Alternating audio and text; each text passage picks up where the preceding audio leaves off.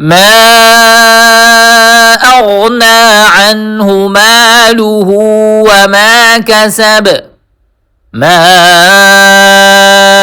أغنى عنه ماله وما كسب ما أغنى عنه ماله وما كسب ما أغنى ما أغنى ما أغنى عنه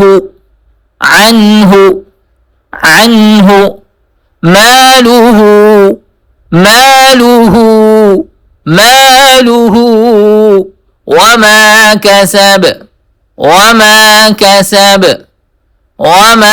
كسب ما أغنى عنه ماله وما كسب. السلام علیکم ورحمۃ اللہ وبرکاتہ. امید ہے کہ آپ خیریت سے ہوں گے انشاءاللہ. آج ہم پریکٹس کریں گے سورۃ المسد کی دوسری آیت کی. اس آیت کا پہلا لفظ ما اغنا ہے. یہاں پر مد جو دکھائی دے رہا ہے اس مد کو ہم مد منفصل کہتے ہیں. مد منفصل اس مد کو کہا جاتا ہے کہ حرف مدہ کے بعد اگلے والے لفظ کے شروع میں حمزہ آ جائے. یہاں پر میم کے بعد حرف مدہ الف ہے, اس کے اوپر مد ہے, اور حمزہ اگلے لفظ کے اغنا کے شروع میں حمزہ آ رہا ہے, تو اس کو کہتے ہیں مد منفصل.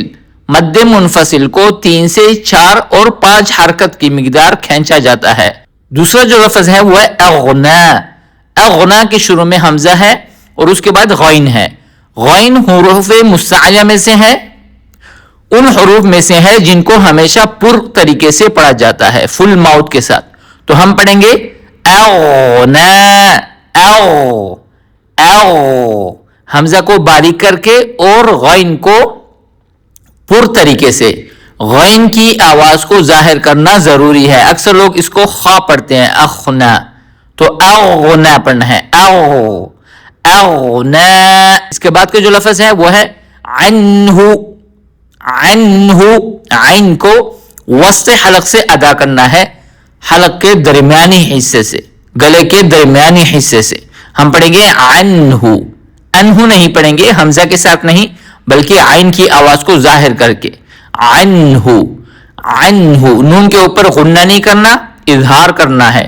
اظہار کہتے ہیں اگر نون ساکن کے بعد 6 حروف میں سے حمزہ ہا, عین ہا, غین خا, ان 6 حروف میں سے کوئی بھی حرف آ جائے تو ہم نے وہاں پر نون ساکن کے اوپر اظہار کرنا ہے, نون ساکن کو ظاہر کر کے بغیر غننے کے پڑھنا ہے.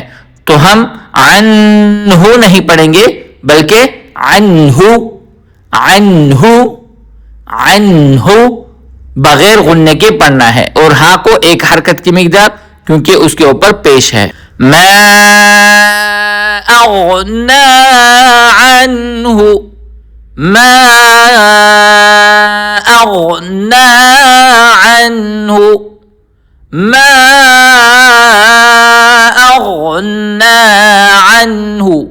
اس کے بعد کا جو لفظ ہے وہ ہے مالہ.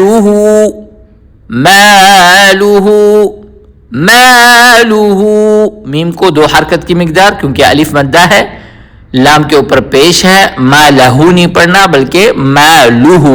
اس میں اکثر لوگ وہ مالہ پڑھتے ہیں زبر کے ساتھ, تو اس کو مالہ پڑھنا ہے. لام کو 1 حرکت کی مقدار اور ہاں کو 2 حرکت کی مقدار کیونکہ یہاں پہ الٹا پیش ہے. تو ہم پڑھیں گے مالہ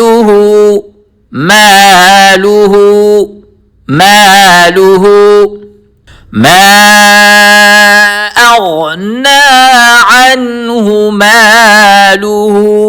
اس کے بعد کا جو لفظ ہے وہ ہے وما. واو کو 1 حرکت کی مقدار اور میم کو 2 حرکت کی مقدار کیونکہ میم کے بعد حروف مدہ ہے. تو ہم پڑھیں گے وما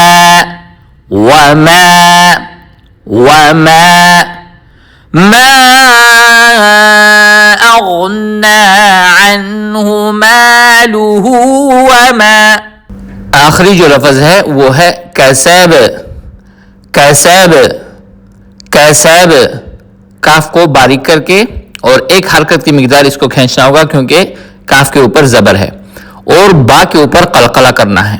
قاعدہ یہ ہے کہ 5 حروف میں سے قاف، طا، با، جیم، دال، ان 5 حروف میں سے کسی بھی حرف کے اوپر اگر سکون آ جائے تو ہم نے آواز کو جھٹکے کے ساتھ پڑھنا ہے، آواز کو حرکت دینی ہے، ڈبل آواز نکالنی ہے۔ تو ہم کسب نہیں پڑھیں گے بلکہ کسب، کسب، کسب۔ تو شروع سے ایک مرتبہ میں پڑھ لیتا ہوں۔ ما